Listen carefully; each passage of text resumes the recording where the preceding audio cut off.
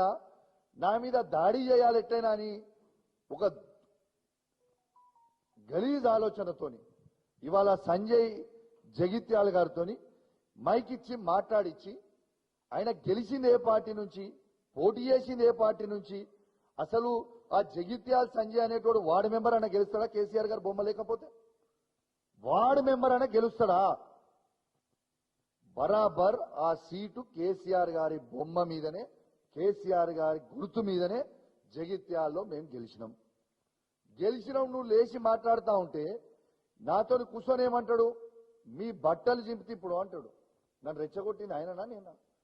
నేను లేచి నువ్వు ఏ పార్టీలోకి గెలిచినావు అంటే నేను బాజాబ్తు కాంగ్రెస్ పార్టీ ఇప్పుడు నేను బీఆర్ఎస్ పార్టీ కాదు అని చెప్తాడు. నేను గౌరవ స్పీకర్ గారిని కోరుతా ఉన్నాను, ఇవాళ ఒకసారి వీడియో చూసిన తర్వాత కూడా మొత్తం మీడియా ద్వారా స్పీకర్ గారు కూడా వీడియో చూపిస్తా, తర్వాత స్పీకర్ గారికి పోయి కూడా రిప్రజెంటేషన్ ఇస్తా, తప్పకుండా నేను ఇస్తా. ఒక్కసారి దయచేసి ఆ రెండో వీడియో మీరు ప్లే చేయాలమ్మా. ఏదైతే ఆయన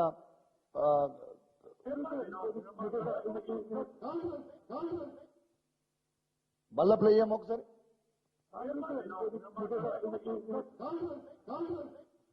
మీరు విన్నారు కదా, గెలిచింది బీఆర్ఎస్ పార్టీ బీఫామ్ మీద. ఏ పార్టీలకు గెలిచినావు నువ్వు అంటే నేను ఇప్పుడు బాజాబ్తు కాంగ్రెస్ పార్టీ అన్నాడు.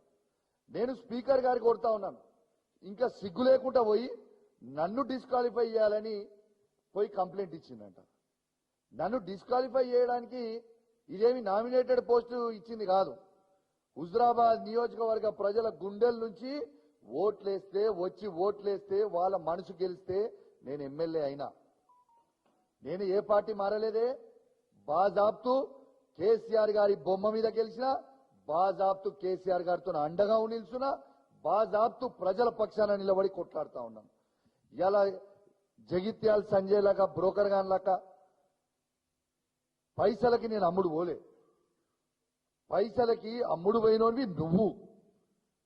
ఇలా పైసలకి అమ్ముడు పోయినోడు మారిన 10 మంది బీఆర్ఎస్ పార్టీ ఎమ్మెల్యేలు గెలిచి మారి కాంగ్రెస్ పార్టీలో చేరినోడు పైసలకు అమ్ముడు పోయిన వాళ్ళు, మేం కాదు కదా.